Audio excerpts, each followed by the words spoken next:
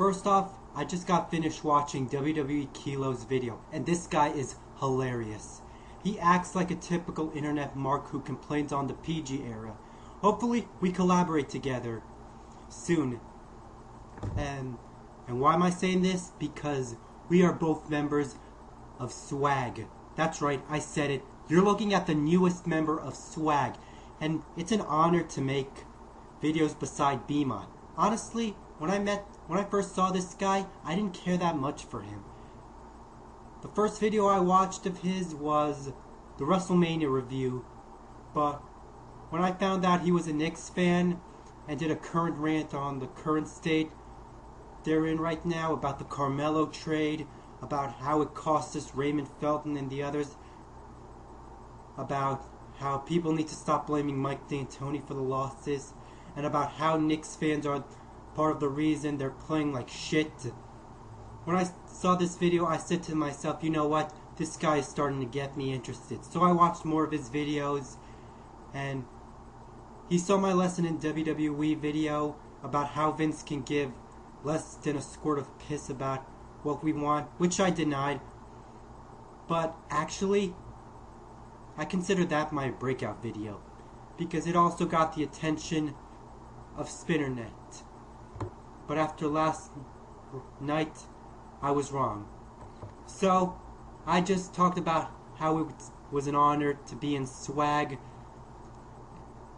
and now I'm going to talk about the Money in the Bank pay-per-view. One of the best pay-per-views in a while. So, let's get started. All these little young kids ain't got no direction. Shit.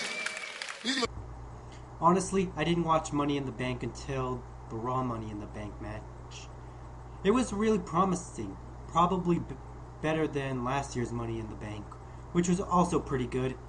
And way better than WrestleMania 27, that's for sure. So yeah. First match, the SmackDown Money in the Bank ladder match. Bryan Danielson won the Money in the Bank. Sin Cara got injured and suspended for 30 days for who knows why. Which is pretty disappointing, but what can you do? Honestly, it was great to see Danielson win Money in the Bank. But I highly doubt they'll give him the championship. They're either going to let someone beat him for it, possibly Randy Orton, and he cashes Money in the Bank on Christian and beats him, or Danielson will be the first man to lose Money in the Bank on a champion. So, I gotta wait and see what happens. Next we had the Divas match, like anyone really gives a shit. Then we had Mark Henry versus The Big Show, and from what I'm heard, Mark Henry brutally attacked The Big Show. Unlike a handful of the IWC, I can care less for Mark Henry. It is good that Mark Henry is being used to his full potential.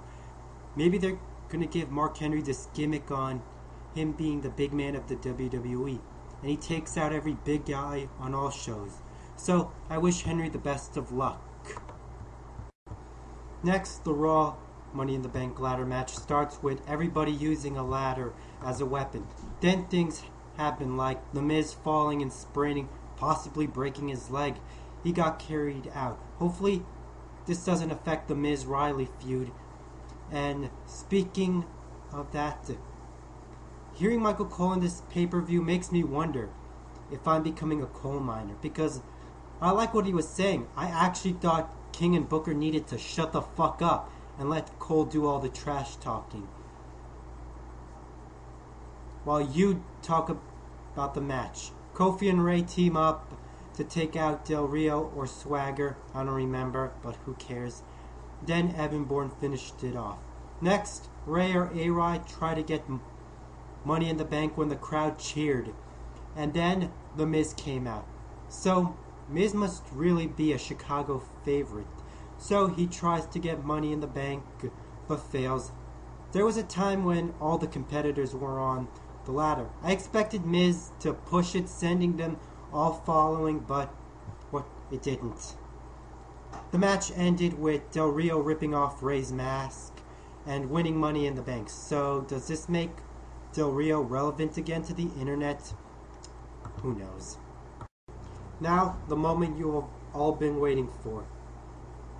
Second to Punk Cena, of course. Christian versus Randy Orton. Stipulation, if Randy Orton got DQ'd, he'd automatically loses the championship. And the match ends with Christian spitting on Orton, thus driving Orton crazy and making Christian win the World Heavyweight Championship. And Randy Orton is not happy. He attacks Christian and tries to break the announce table but fails twice. Now everybody's happy. You know, if I was younger, I'd be cursing at my television set right now. But I'm happy Orton lost the belt, and I'm really happy Christian won. But sadly, he's going to lose it quickly again to Randy Orton. And now the match of the fucking year. Not saying Triple H vs. The Undertaker was great. It just proved they still had it. Besides, we've seen it already. So, I wasn't all that into it. Also, before that match happened, Triple H and The Undertaker were in separate feuds. And this feud just had no plot. It was just a way to put these two big names on the card. But the Cena-Punk feud was done really well. It started with Punk threatening to leave WWE with the championship. Next, he wears a Stone Cold shirt shooting about what internet fans bitch about. They must have jizzed themselves when they heard it. Then Vince suspends Punk, but Cena doesn't allow it, and Cena puts his career on the line, or so in the storyline. Vince then tries to re-sign Punk and promises Punk his own private jet, turnbuckles with his face on it, the ice cream bars, and calling Vince a hypocrite, which is true. When Cena comes out, he calls Punk a hypocrite, and the Boston crowd is not happy to hear that from their hometown hero. Then Punk says Cena is not the underdog. He's become a dynasty. He tells him he is what he hates the most, and that is the New York Yankees, which I take offense on because I'm a Yankees fan, of course. See my hat? But it all leads up here. The match was great. Cena looked good in that match. It was 40 minutes of pure epicness. There's even a time that it looked like Cena was going to beat Punk. Examples, reversing the GTS into an STFU, but Punk reverses it into an Anaconda vice grip. Or when Cena delivers his 6th or 7th FU on Punk, but it kept going.